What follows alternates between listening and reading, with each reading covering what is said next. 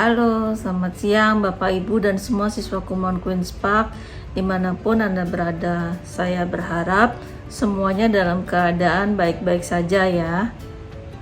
Kali ini saya tetap akan menyambung topik sebelumnya tentang pentingnya intervensi orang tua demi kemajuan anak-anak kita. Intervensi di sini yang saya minta bantuan dari orang tua, terutama pada kebiasaan belajarnya.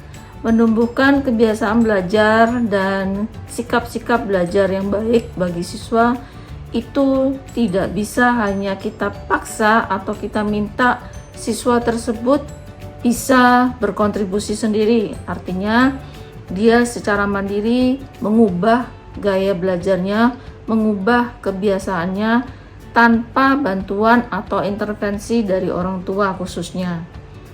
Rasanya itu akan sangat sulit ya Bapak Ibu ya. Itu sebabnya saya selalu mengencourage orang tua, Bapak Ibu. Saya mohon Bapak Ibu aktif untuk melihat dan menggali kemampuan anak-anak kita sendiri-sendiri, masing-masing di rumah. Bagaimana cara belajarnya, bagaimana sikapnya saat belajar, bagaimana cara dia menulis, bagaimana cara dia menyelesaikan tugas-tugas sekolah atau tugas-tugas kumonnya. Saya mohon Bapak Ibu dapat meluangkan waktu 10 menit, syukur. 5 menit, gak apa-apa. Yang penting Bapak Ibu dalam satu hari itu, Bapak Ibu bisa berkesempatan melihat dan mengamati anak-anak kita saat belajar ya. Kenapa ini menjadi sangat penting Bapak Ibu? Karena saya melihat dukungan orang tua yang melakukan intervensi 100% itu terlihat bagus kemajuan pendidikan anak-anaknya Bu, Bapak. Jadi orang tua yang meluangkan waktunya hanya 5 menit sehari atau 10 menit setiap hari, materi kumon tidak perlu lama ya Bapak Ibu ya. Tetapi dari situ siswa itu merasakan dukungan yang sangat luar biasa dari ayah, dari ibu, ketika dia mengerjakan tugas atau pelajarannya.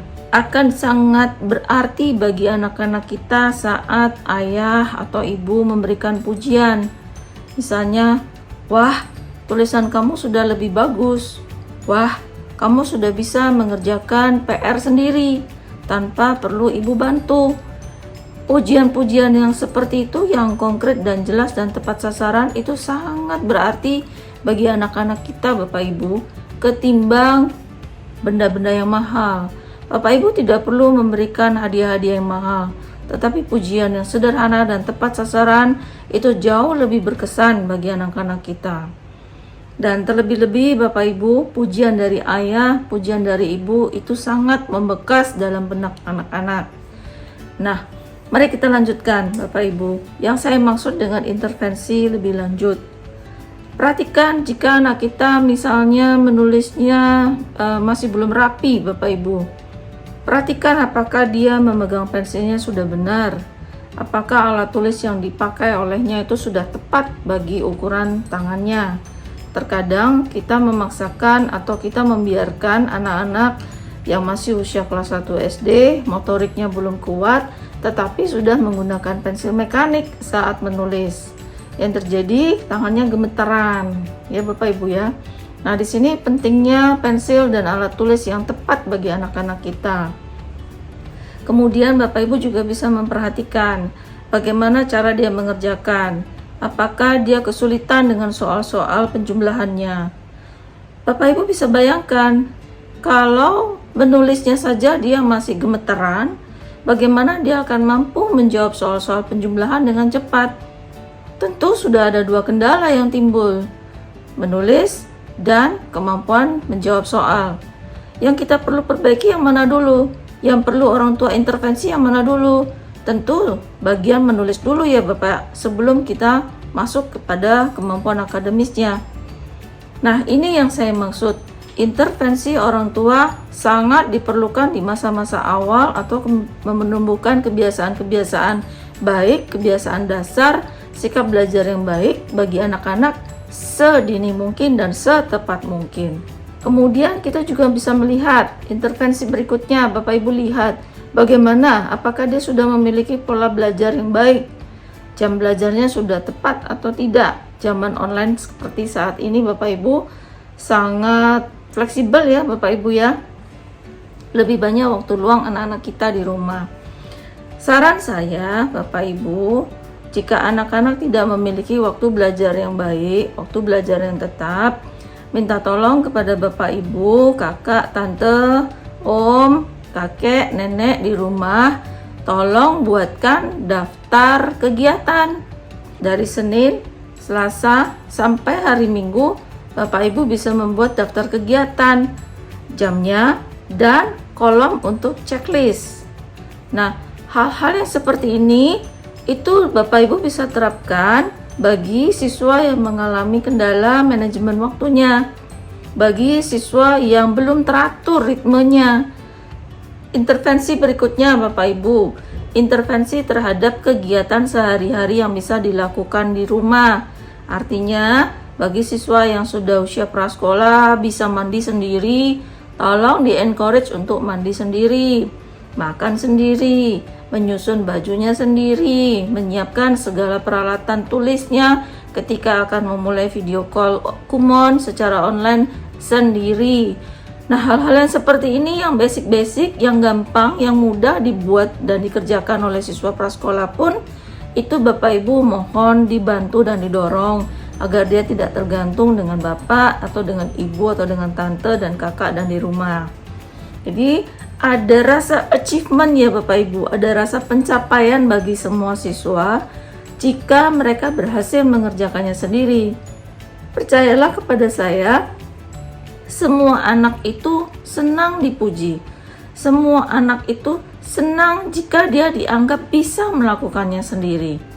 Terkadang kita sebagai orang dewasa terjebak kepada aku nggak bisa bun, aku belum bisa ayah, aku nggak tahu ayah. Nah, kadang-kadang kita selaku orang dewasa terjebak dengan kata-kata seperti itu atau rengekan seperti itu, dan kita akhirnya jatuh hati dan kita intervensi untuk menyelesaikannya bagi dia.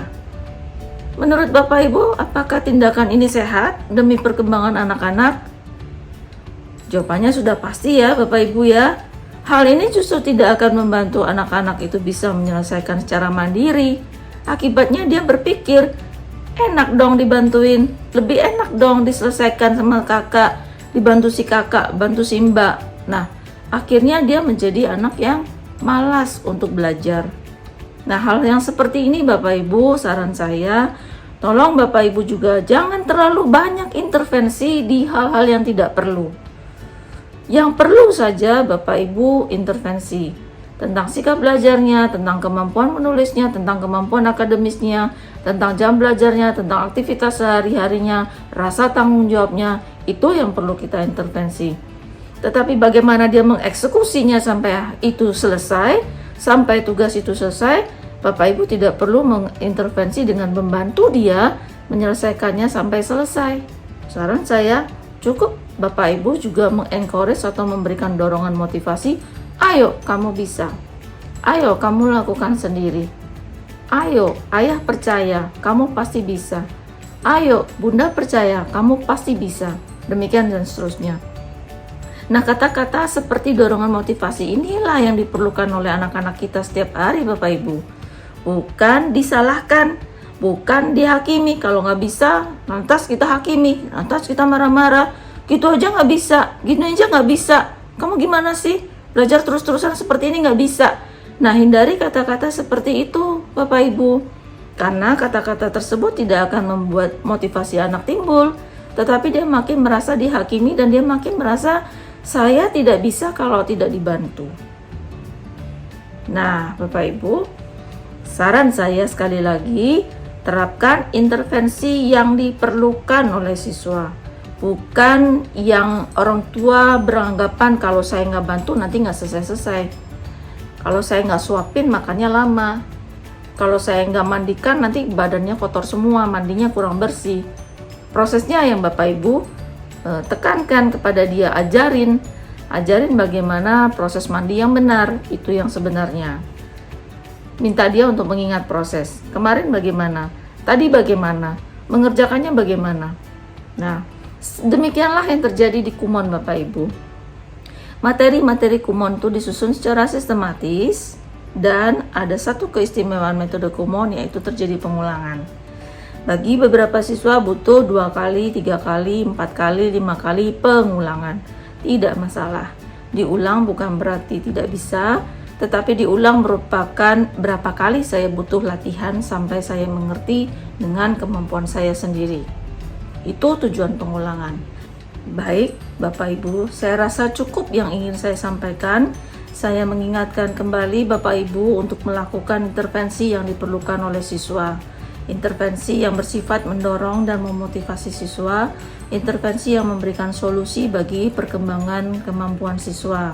Bukan intervensi yang cenderung memanjakan anak, yang cenderung melayani anak, yang cenderung supaya cepat selesai pekerjaan kita, atau supaya kita tidak mendapat gangguan dari anak.